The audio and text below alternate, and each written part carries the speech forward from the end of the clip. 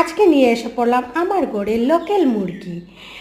একদম একদম লাল লাল ঝোল দিয়ে আজকে ভাতটা খাবো। তার জন্য আমি প্রথমেই কড়াইটা বসিয়ে গরম তেলের মধ্যে দিয়ে দিলাম গরম মশলা, আস্ত গরম মশলা দিয়ে দিলাম, তারপরে পেঁয়াজ কুচনো দিয়ে দিলাম। আর আজকে একদম সিম্পলভাবে রান্নাটা করছি।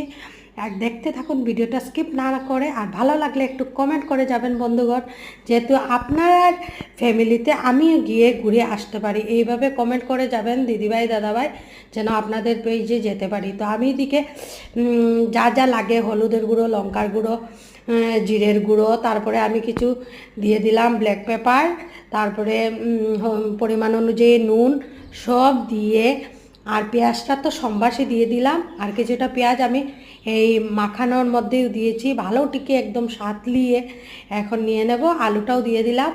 আমি আগলা আর আলুটা আলাদাভাবে সাঁতলালাম না, একসঙ্গে সাঁতলিয়ে কিছু সময় আমি আধা ঘন্টার মধ্যে ডেকে রাখবো। কেননা লোকাল মুরগি তো এত ভারী কড়াইটা হয়েছে, আর এক হাতে রান্না করছি আর এক হাতে ভিডিও করছি, তার জন্য আমি ধরতে পারছি না আপনাদেরকে দেখাবার জন্য। তো আমি এরকম ডেকে ডেকে আধা ঘন্টার মতো রাখবো।